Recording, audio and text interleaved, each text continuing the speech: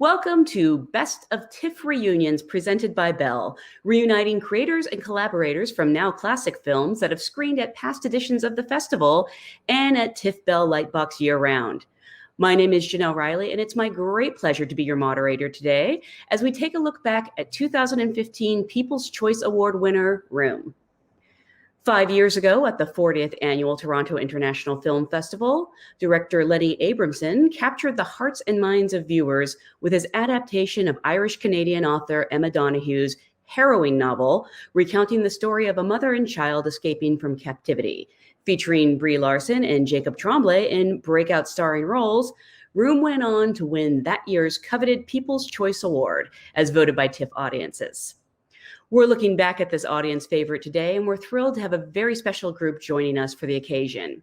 Co-stars Brie Larson and Jacob Tremblay, director Lenny Abramson, and author and screenwriter Emma Donough. A sincere thank you to our lead sponsor, Bell, for their continued support. And finally, a thank you to our audience for joining us. As an organization still impacted by COVID-19, TIFF needs the support of audiences so that we can continue to present films to future generations. And now I'd like to welcome the people of Room. Thank you all so much for being here. Thank you for having me. Absolutely. I've made no secret that this was my favorite film of that year. And I'm so happy so many people agreed with me because you went on to win the People's Choice Awards, which I understand, Brie, you were watching live when they announced the winner? Yeah, you actually reminded me of this. I totally forgot. I was watching on my phone. I was streaming it on my tiny phone, and I was so stressed. I was in my kitchen and I had a blanket over me and I was like huddled. I had it propped up on like the burner on my stove. And I think the ceremony, I don't know how long it lasts, an hour or two. And I was just sitting there like waiting, lost my mind, screaming, so excited when we won. And the second I closed out of the window to text everybody, I realized that there had been an entire email thread. And if I had just looked at my email before, I would have seen that we had won and I didn't need to sit through the whole live stream. And in fact, I was being asked if there was anybody I wanted to be in the thank you speech. For me, it was like the best possible way. I loved the experience that I had, but also just very classic. That's amazing. And it's so hard to believe that it's been 5 years. I'm curious for each of you, what do you remember about that night that it premiered, seeing it with audiences and the way they responded? We can start with Lenny. Hi, Janelle, and lovely to be here. I remember because we'd been to Telluride, which was the sort of first time the film had screened, and the first night there when it showed, it was this crazy storm. It was just this intense kind of torrential rain and a very odd sort of atmosphere. And there was generally a good feeling about the film, but the whole thing, I think because it was the first public screening, was just kind of a blur of kind of anxiety and strangeness for me.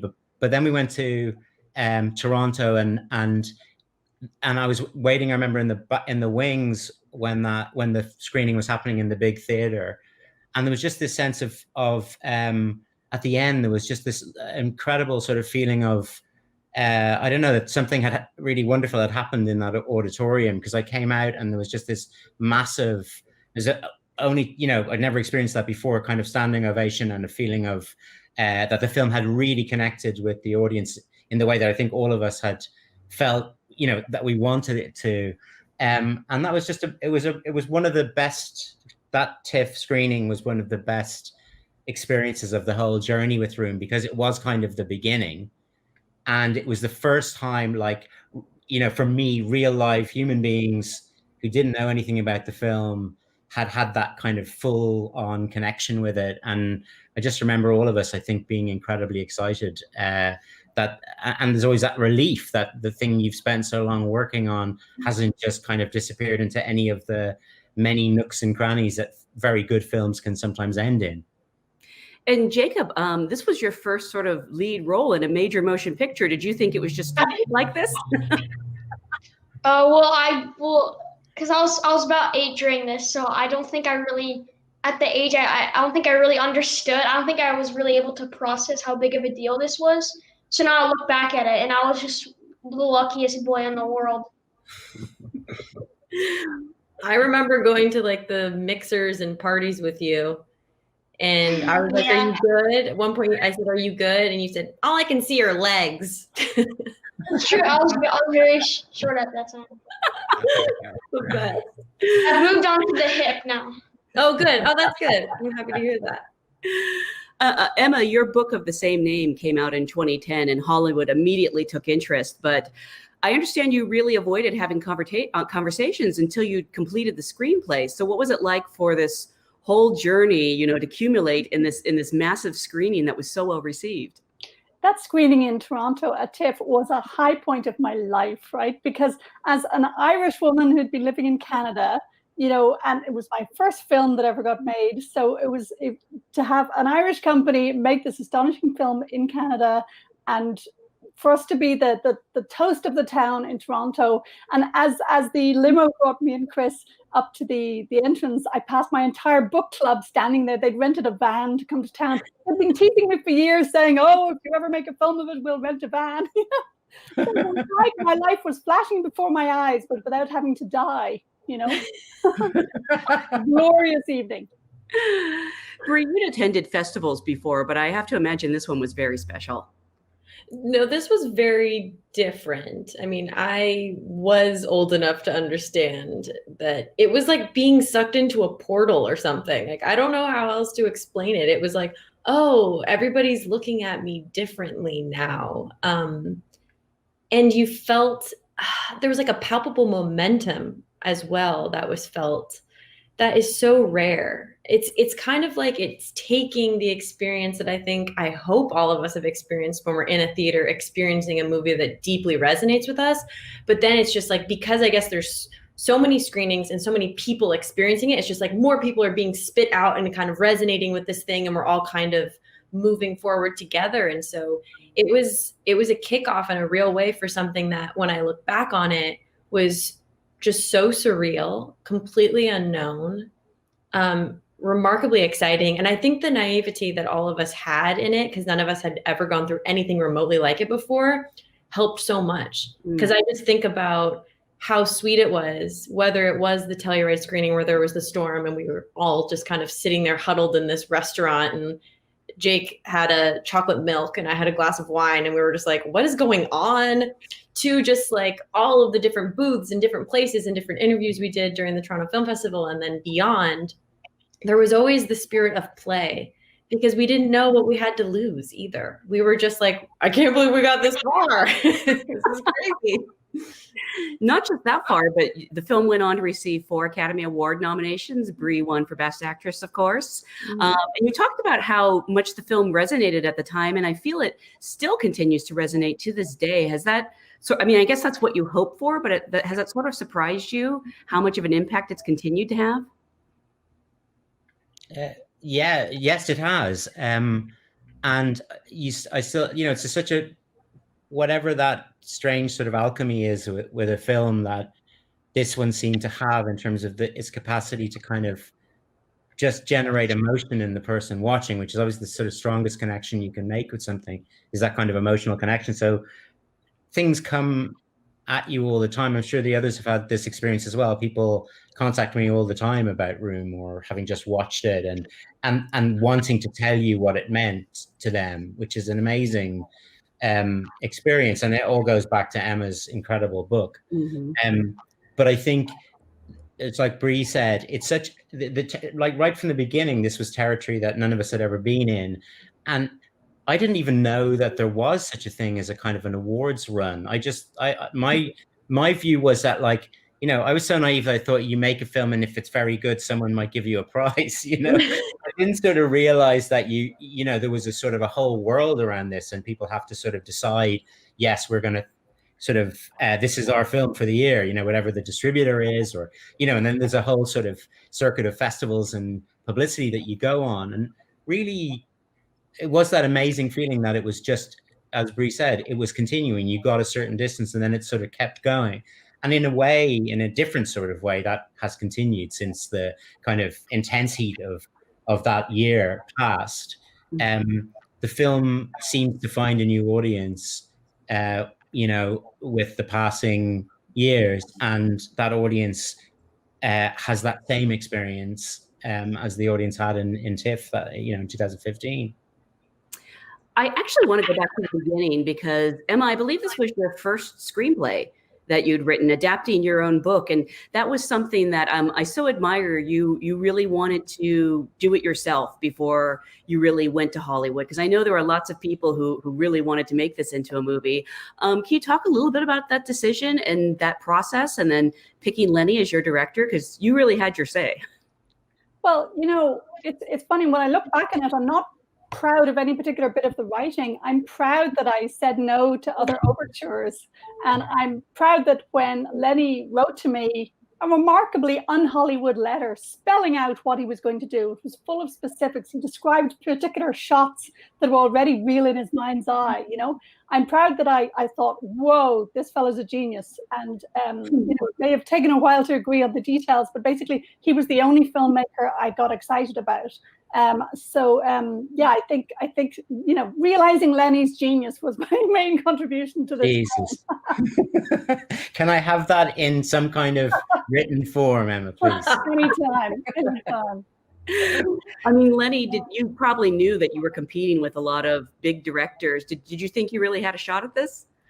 I mean, it was one of those very rare times where I had that feeling that if I didn't get to make this, something bad would happen to me physically, sort of such connection to it. But I was very anxious about it because I didn't, I think had I been Emma, I probably would have said no. To me, in that she had this novel that everybody absolutely adored. And she had, I know it coming from a small place like Ireland, we're from the same city. And, the dream growing up was always, so the ideal sort of the space of celebrity or of sort of world stage was always the States. That's where, you'd need to sort of make it if that was your sort of drive. And so she had really, with Room, it was this massive bestseller, and there were a lot of people after it. And then, I would have thought the last people you would want are myself and Ed Guiney, two sort of short, balding guys from the town you come from, saying, you know what, never mind all those sort of, fancy Californians, let us do it. And so all I could do really was just say, I said to Ed, I'm just going to write a letter, because that's the CV at that point. I'd made 2 small independent films at home. And I said, I'm certainly not going to, on paper, this is not going to be a compelling proposition. So I'll just have to tell her what I really, really think about it. And I did pour my sort of heart into that letter. And then I think I felt better because I thought, well, at least I've said what I feel. And if it doesn't come, then I can't regret not having tried. So I salute Emma because it was a brave thing to do, because I'm sure I know some of the people that were keen to make it, and that would be very hard to turn down. And obviously the film hinges on the casting of your 2 leads. Brie and Jacob, how did you first become aware of the project? And can you talk about the process of landing the roles? I'm curious when you 2 met, if you had some sort of it sounds strange, but a chemistry read to play mother and son. We did not have a chemistry read, which seemed insane to me. But I was like, why did you do that? And Lenny was like, it just makes perfect sense that the 2 of you would get along. And I was like, oh, okay. Which that's also a risk too, Lenny, that you did it that way. What was your experience like, Jake? I don't feel like we ever talked about it. Yeah, it was because at that time, I didn't really understand the whole process, how my agent obviously got the audition. Well, not got the audition, but had the information, passed it down to us, and so we did I think it was I don't know if it was, I can't really remember, but we did an audition here in Vancouver, and then I went to LA and where I met Lenny, and then we did another audition there. But also I feel like during pre-production, how Lenny pretty much taught me how to be a method actor. That's what I count, because he taught me. I learned how to become. I really became Jack because of the whole pre-production process. by because we remember we were playing our own Brie as crafts well, and stuff. Jake, wasn't it? Because like that was what was so amazing about it. I mean, first of all, you were already an actor, and the only thing I remember saying to you was, you kind of all you need, you're able to sort of be yourself. And I remember I really remember that audition where, because I think you'd acted maybe a bit before you had, and probably in things where you needed to like go outwards, and all we did was just maybe turn that down a bit and let you sort of do the thing. I remember you saying to me, God, this is kind of cool. I remember you sort of liking that, that you could sort of be yourself and just move it a little bit this way and a little bit that way. And it was kind of amazing. And we were helping to craft and create the space, it was like we were making crafts out of things that they would have had in that space. And we were playing Lego, and we lived in apartments that you were just right one floor above me. And it was just, there was that time, that month we had ahead of time, I think is kind of what you're speaking to too, Jake, of having that time together where we really built trust, I feel like. And we built more trust as the film went on. But by the time we were filming, because the two of us have to be so comfortable together, we really were like, we were coworkers. We called each other coworker. Yeah. And Brie also, just to give Brie like, to like center her where she really was in that, on set when Jake was such a young person, and like Brie was, because Brie had become so close to Jake, it was like having a kind of right-hand woman there when we were making the film, because I think Brie was helping Jake a lot in sort of, really subtle and lovely ways that were just really helping me as well, so, and I think having Jake there, because he's such a gorgeous presence as well, it sort of stopped it being too dark. I don't know if you would agree with that, Brie, but it just kept us all sort of, it just centered us on keeping a healthy kind of creative relationship at the center of the whole thing. All the way through. Jacob, you were just like the magic angel the whole way through. Because not only were we able to do like 10-page scenes together all the way through, all the lines memorized, like still to this day, like one of the most responsive and present actors I've ever worked with. But then we didn't stay stuck in it. We were doing heavy things that I was getting stuck in. We would do something really hard, and it would be hard for me to shake it. It was very cold in Toronto. So it just had this feeling of just like darkness, and I felt like I was turning into myself. I had no family nearby. I was just struggling sometimes to let go of the pain of what it was that we were making and the isolation I felt.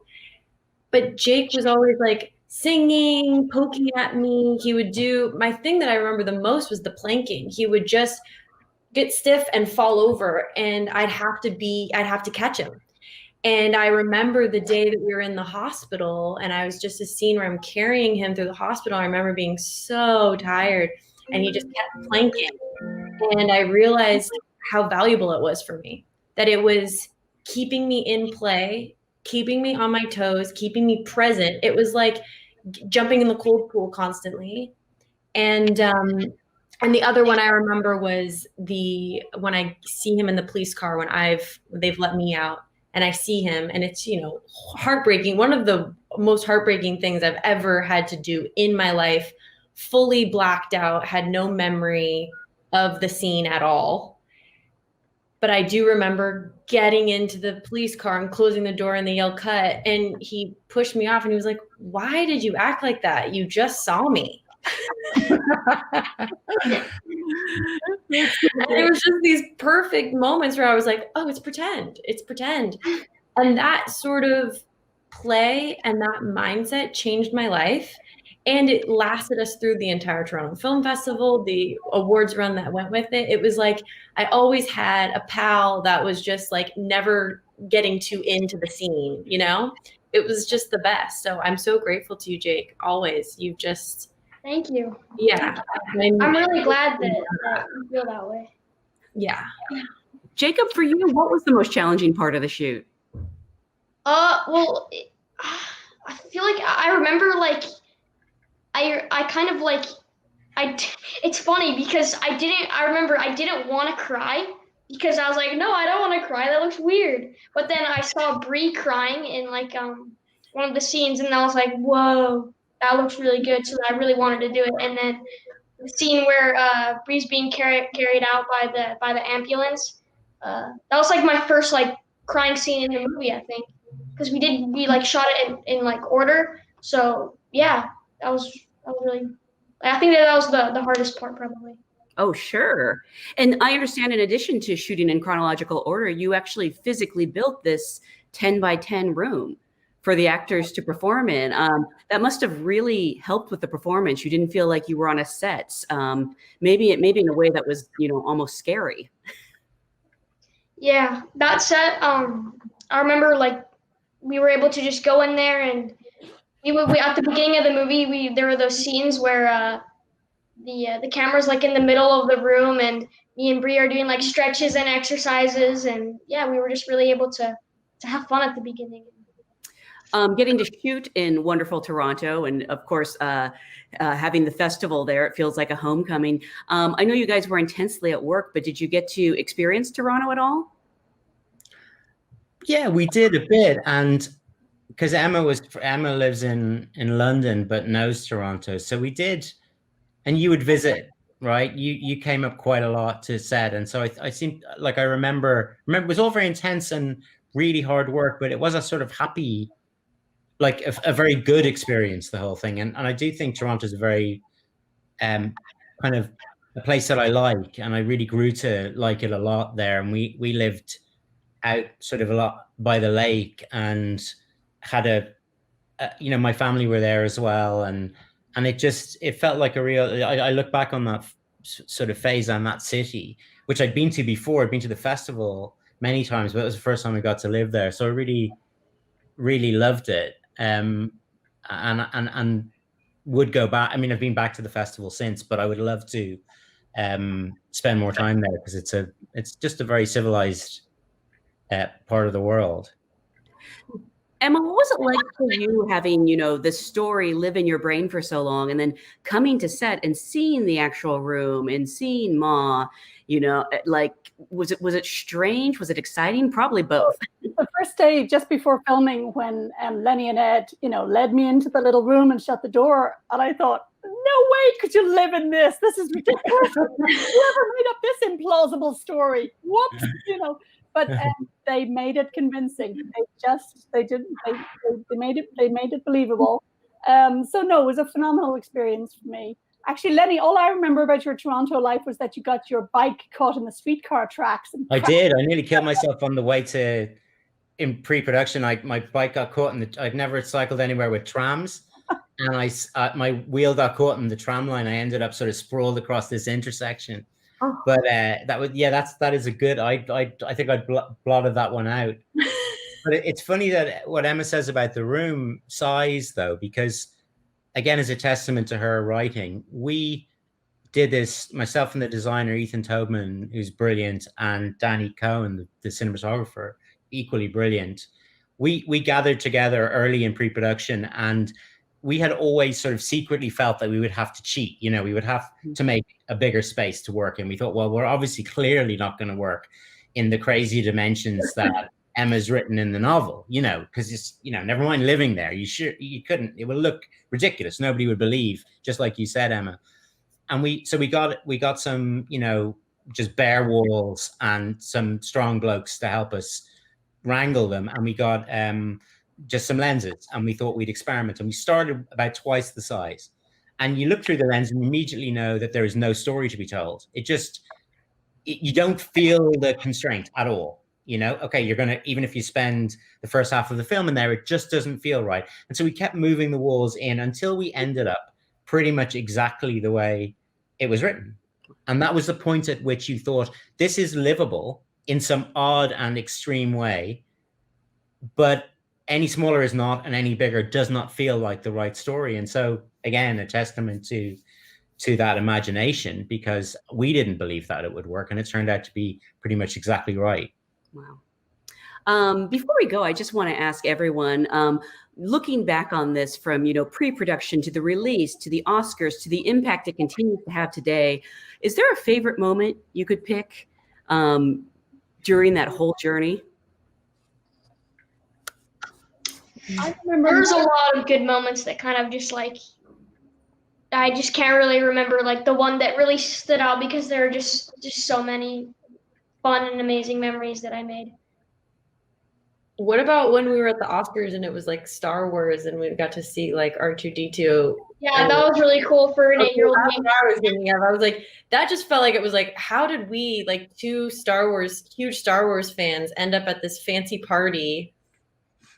And it was just amazing. It was amazing. Yeah, when you say that, it's like I actually started to feel myself very emotional thinking of how many memories I have. That this experience from the very beginning, when I think about my audition to being in Toronto, to working with all of these beautiful people, plus a bunch of beautiful people that aren't on this call, and just the level of dedication we all had to making the thing and how hard we worked. We'd also do, I think it was Saturday night dinners every week where we would just blow off steam, and all the kids would play and stuff. That was always really nice too. And then the experience of it being shared with the world and out there. And like we were saying earlier, a lot of times when I meet people for the first time, they tell me their story about how the film impacted them and what it meant to them. And I'm starting to learn more and more how universal this story is, how many different types of stories I've heard since this film has been out. And so I'm just grateful. I feel a lot of gratitude when I think about my memories. I remember trying to get myself a cup of coffee in the craft services truck my first day, a newbie on set. I couldn't work the machine, and this nice girl in Ugg boots fixed it for me. And then I realized that was Brie. I feel of star calm down. Because Brie, you may not know this, you were cast partly on character because, you know, we were drawing up a list and Lenny said, okay, we're going to cut anyone who has any possibility of being a prima donna or a diva. Because we're casting a small child at the heart of this, so the adults all have to be grown up. So, you know, it wasn't just your talent, it was partly your extreme niceness as a person that got you this role. Lifelong babysitter, I love it. And for me, I there's a couple. I do remember one of the funniest and strongest memories I have was being, I think it was like the governor's, there was a sort of pre-Oscars thing honoring people. It was great. It was interesting. And it was, you know, and we were all sitting at these tables and sort of star spotting and things. And then Jake comes trotting up to me and goes, hey, I was just chatting with Will Smith and Johnny Depp. Do you want to come meet them? Remember that? And I remember saying, Jake, you know, I love you, but I am not going to be introduced by you and Johnny Depp. You know, it was so funny. And then I think like watching, you know, being at the end of that road and like knowing that Emma loved the film was a hugely important thing for all of us, I think. And then just watching Brie win and that, like, just the work that went into her role and the fact that she was so right and that, you know, that was such a vindication of everybody's instinct, and just to see her go like the absolute, like the sort of massive journey that she had gone on from the very beginning, working on the part, and when none of us were thinking of anything except the work, and then to see her sort of like be recognized for the work she did, that was particularly satisfying. Well, I want to say thank you so much to all the talent for joining us today to take a look back at 2015 People's Choice Award winner, Room, Brie Larson, Jacob Tremblay, Lenny Abramson, and Emma Donough. Those of you tuning in from Canada who want to catch up with other People's Choice Award winners from past editions of the festivals can check out the TIFF's People's Choice collection on Bell Media's Crave. My name is Janelle Riley, and thank you for watching. Thank you. Thank you. That was brilliant, guys.